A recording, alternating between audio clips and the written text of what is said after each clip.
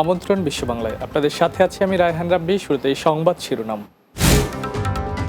Libya উপকূলে ভূমধ্য সাগরে আবারও অভিবাসন প্রত্যাশীদের নৌকাডুবি, অন্তত 18 জনের মরদেহ উদ্ধার। বাংলাদেশের সঙ্গে শিক্ষা, ধর্মীয় ও সাংস্কৃতিক সহযোগিতা আরও জোরদারে আগ্রহী মালদ্বীপ, কূটনৈতিক পর্যায়ে আলোচনা। এবং আমিরাতে বাংলাদেশিদের নতুন ভিসা বন্ধ থাকায় বিপাকে প্রবাসী ব্যবসায়ীরা, স্বদেশি জনবলের অভাবে কাজে লাগছে না সম্ভাবনা।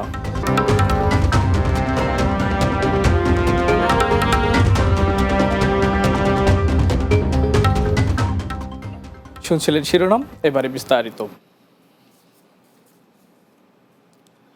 লিবিয়ার উপকূল থেকে ভূমধ্যসাগর পাড়ি দিয়ে ইউরোপে পৌঁছানোর চেষ্টারত একটি অভিবাসীবাহী নৌকা উল্টে 18 জন অভিবাসন প্রত্যাশী মারা গেছেন। মঙ্গলবার রেড ক্রিসেন্ট সোসাইটি বিষয়টি নিশ্চিত করে জানিয়েছে, এ ঘটনায় বাংলাদেশি সহ অন্তত 90 জনকে জীবিত উদ্ধার করা সম্ভব হয়েছে। লিবিয়ার রাজধানী ত্রিপোলি থেকে প্রায় 76 কিলোমিটার পশ্চিমে উপকূলীয় শহর সাবরাথার রেড ক্রিসেন্ট জানিয়েছে, সোমবার রাতে অভিবাসীবাহী নৌকাটি উল্টে যাওয়ার খবর পাওয়ার পরই উদ্ধার অভিযান শুরু হয়। মঙ্গলবার সকাল পর্যন্ত চলে উদ্ধার কাজ। সংস্থাটি জানিয়েছে, মরদেহগুলো সুরমান বন্দরের কাছাকাছি উপকূল থেকে উদ্ধার করা হয়েছে। জাতিসংঘের আন্তর্জাতিক অভিবাসন সংস্থা IOM জানিয়েছে, লিবিয়ার আল জাউইয়া থেকে যাত্রা করা কাঠের নৌকাটি সমুদ্রে ভাসার কয়েক ঘন্টার মধ্যেই উচ্চ ঢেউয়ের কারণে উল্টে যায়। এতে 18 জন অভিবাসন প্রত্যাশী মারা গেছেন।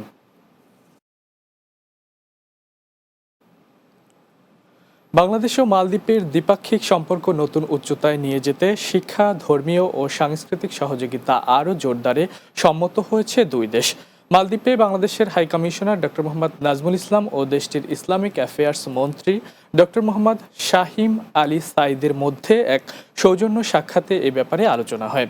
বাংলাদেশ হাই কমিশনের পাঠানো এক সংবাদ বিজ্ঞপ্তিতে জানানো হয়, সাক্ষাৎকালে প্রবাসী বাংলাদেশিদের ধর্মীয় সম্পৃক্ততা, ইসলামিক জ্ঞান বিনিময় এবং মালদ্বীপের শিক্ষার্থীদের বাংলাদেশের বিশ্ববিদ্যালয়গুলোতে পড়াশোনার সুযোগ বৃদ্ধিতে সম্মত হয়েছেন দুই কূটনীতিক।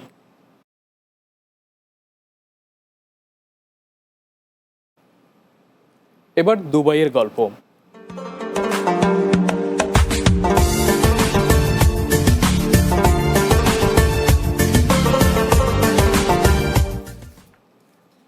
আমিরাতে বাংলাদেশিদের নতুন ভিসা বন্ধ থাকায় ব্যাপক সমস্যায় পড়েছেন প্রবাসী ব্যবসায়ীরা। ব্যবসা সম্প্রসারণের সুযোগ থাকলেও জনবলের অভাবে সেই সুযোগ কাজে লাগাতে পারছেন না তারা। অন্য দেশের নাগরিকদের দিয়ে ব্যবসা চালাতে গিয়ে পড়েছেন নানা জটিলতায়। এমনই এক ভুক্তভোগী শারজাহ প্রবাসী শেখ জহিরুদ্দিন। দুবাই প্রতিনিধি শেখ ফয়সাল সিদ্দিকী ববির তথ্যচিত্রে আরও জানাচ্ছেন সর্দার রাজীব। মৌলভীবাজারের কমলগঞ্জ উপজেলার রসুলপুর গ্রামের শেখ জহিরুদ্দিন 1990 সালে পাড়ি জমান মরুর দেশ সংযুক্ত আরব আমিরাতে। প্রথম দিকে বিভিন্ন প্রতিষ্ঠানে চাকরি করার পর তিনি শুরু করেন নিজের ব্যবসা। ধীরে ধীরে গড়ে তোলেন 5টি প্রতিষ্ঠান। এর মধ্যে রয়েছে আল রাবি পাবলিক কিচেন ও জাহারাত আল খুর সুপার মার্কেট। আমার প্রথম ব্যবসা আলহামদুলিল্লাহ এই প্রথম খরপাক্কানেই আমার আছে আল রাবি পাবলিক কিচেন, যেটা বর্তমানে আমি এখানে সবসময় থাকি। আবার আমার পাশেই একটা দোকান আছে জাহারাতুল খুর সুপার মার্কেট। আবার দিব্যাতে বিল্ডিং কন্ডিশনার আছে, দিব্যা ফজিলাতে সুপার মার্কেট আছে, বিদ্যাতে আছে। তো সর্বমোট আমার প্রায় 4-5টা ব্যবসা আছে, মোটামুটি সদস্যখানিক লোক। ব্যবসার পাশাপাশি সমাজসেবামূলক কাজেও সক্রিয় জহিরুদ্দিন। কমলগঞ্জ কল্যাণ সমিতির সভাপতি ও বিজনেস কাউন্সিল ফুজাইরা শাখার অর্থ সম্পাদকের দায়িত্বেও রয়েছেন দীর্ঘদিন। কমলগঞ্জ কল্যাণ সমিতির সভাপতির দায়িত্বে আছি আরব আমিরাতের, এবং আমাদের ফজিরা বিজনেস কাউন্সিল এর অর্থ সম্পাদকের দায়িত্বে আছি, এবং আমাদের সরকার অনুমোদিত বাংলাদেশ সমিতি ফজিরার কার্যনির্বাহী কমিটির মধ্যে আছি। তো সব দিক দিয়ে সামাজিকতা বা যতটুকু আছে আমার ভালোই লাগে মানুষের সহযোগিতা করা। কিন্তু বর্তমানে ভিসা সংকটের কারণে তার ব্যবসা পরিচালনায় নেমেছে বড় ধাক্কা। প্রায় 150 বাংলাদেশের কর্মসংস্থান করা এই ব্যবসায়ী বলছেন, শ্রমিক সংকট দূর না করতে পারলে ধস নামবে ব্যবসায়। আমরা ভিসা চেঞ্জ করতে পারবো, নতুন লোক নিয়ে আসতে পারবো, আমাদের দেশ আগাবে, এটাই আমাদের চাওয়া পাওয়া, আর কিছু নাই। এখন তো আমাদের মিক্স আছে, বাঙালি, পাকিস্তানি, ইন্ডিয়ান সবাই মিক্স করে চালাইতেছি, কিন্তু আমরা আশাবাদী, সবসময় চেষ্টা করি এটি আমাদের বাংলাদেশের লোক আসলে আমাদের বাংলাদেশও একটু আগাবে এবং আমাদের বাংলাদেশের টাকাটা বাংলাদেশে এগুলো এখানে পরিশ্রম করে। আমিরাতে শীঘ্রই ভিসা সমস্যার সমাধান হয়ে বাংলাদেশিরা আবারও স্বাভাবিক কাজের সুযোগ পাবেন, এমনটাই প্রত্যাশা রেমিটেন্স যোদ্ধাদের। Sardar Rajib, Bangla TV, news desk. এ পর্যায়ে বিশ্ব বাংলা নিচ্ছে একটা বিরতি। ফিরে আসার পর অন্যান্য খবরের সাথে আরও যা থাকছে। সৌদি আরবে হিজরি মাস রবিউল সানিতে 1,17,00,000 মানুষ ওমরা পালন করেছেন, মাসের হিসেবে অন্যতম সর্বোচ্চ সংখ্যা।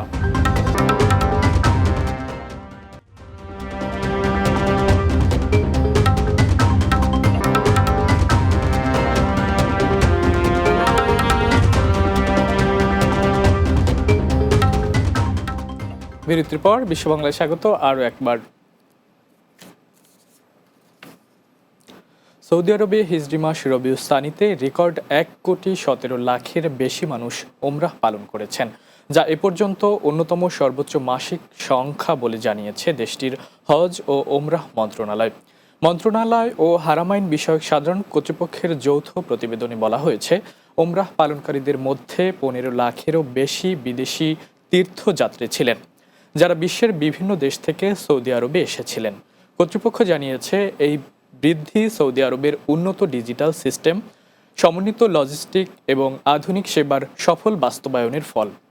এসব ব্যবস্থার কারণে হজ ও ওমরাহ যাত্রীদের জন্য সফর ও আনুষ্ঠানিকতা পালন এখন অনেক সহজ, নিরাপদ ও আরামদায়ক হয়ে উঠেছে। এই প্রবৃদ্ধি সৌদি আরবের ভিশন 2030 পরিকল্পনার একটি গুরুত্বপূর্ণ অংশ, যার লক্ষ্য হজ, ওমরা ও মসজিদ দর্শন ব্যবস্থাকে আধুনিক করা, 2 পবিত্র মসজিদে সহজ প্রবেশ নিশ্চিত করা এবং বিশ্বজুড়ে মুসলমানদের জন্য একটি আধ্যাত্মিকভাবে সমৃদ্ধ অভিজ্ঞতা তৈরি করা। জার্মানির রাজধানী বার্লিনে যুবদলের 47তম প্রতিষ্ঠাবার্ষিকী উদযাপন করা হয়েছে। জার্মান প্রতিনিধি আশরাফুল হক আকাশ জানান, জার্মান যুবদলের উদ্যোগে বার্লিনের একটি মিলনায়তনে এ আয়োজন করা হয়। জার্মান যুবদল নেতা আব্দুল হান্নান রুহেলের সভাপতিত্বে অনুষ্ঠান পরিচালনা করেন সোহেল চৌধুরী। এতে প্রধান অতিথি ছিলেন জার্মান বিএনপির সাবেক সাধারণ সম্পাদক গনি সরকার। প্রধান বক্তা ছিলেন প্রথম যুগ্ম সাধারণ সম্পাদক মোস্তাক মান্নান। অনুষ্ঠানে বিশেষ অতিথি ছিলেন জার্মান বিএনপির সাবেক সহসভাপতি আব্দুর রউফ মাস্টার, কাজী রেজাউল হক সাঈদ, গিয়াসউদ্দিন আবু হানিফ, বার্লিন বিএনপির সাবেক সভাপতি জসিম শিকদার, সিনিয়র নেতা মোসলেহ উদ্দিন, নিজাম দোকানদার, সাইদুর রহমান সাঈদ, সাইফুল মজুমদার, নূর চৌধুরী, জিয়া, আনহার মিয়া, স্বেচ্ছাসেবক দল পূর্ব শাখার আহ্বায়ক মোহাম্মদ সুহেব আহমেদ, সিনিয়র যুগ্ম আহ্বায়ক শফিকুল ইসলাম সাগর, রফিকুল ইসলাম রাফি, জাকের হোসেন, সাগর আহমেদ ও নাইমুদ্দিন বাহার। এ সময় বক্তব্য দেন যুবদল নেতা সোহাগ আলী, আরিফুর রহমান, শাহিন আফিন্দি, তারেক রহমান, একরাম হোসেন, হাসিবুদ্দিন, মোহাম্মদ জামান হোসেন, মোহাম্মদ লিটন প্রিন্স, এম মোর্শেদ খান, মকিত আহমেদ, ফাহিম, আবু তাহের ও মোহাম্মদ মমিন সহ আরও অনেকে। লেবাননে নানা আয়োজনে উদযাপিত হয়েছে বাংলাদেশ জাতীয়তাবাদী যুবদলের 47তম প্রতিষ্ঠাবার্ষিকী।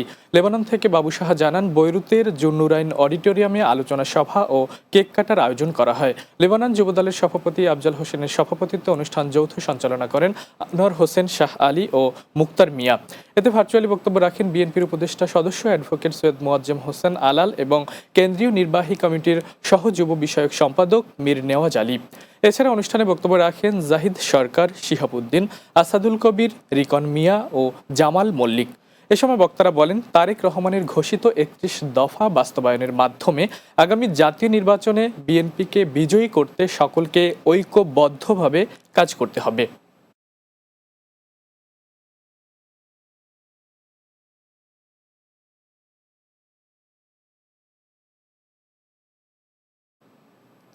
শেষ করব বিশ্ব বাংলা, যাওয়ার আগে শিরোনামগুলো জানিয়ে দেবো আরও একবার।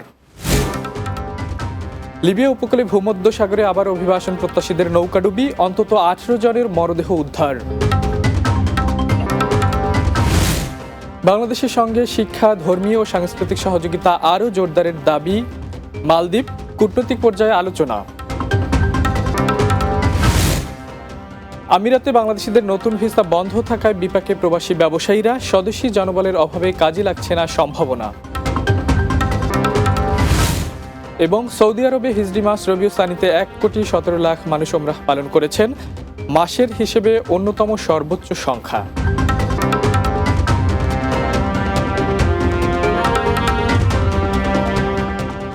দর্শক, এই ছিল বিশ্ব বাংলায়। এতক্ষণ সঙ্গে থাকার জন্য ধন্যবাদ সবাইকে।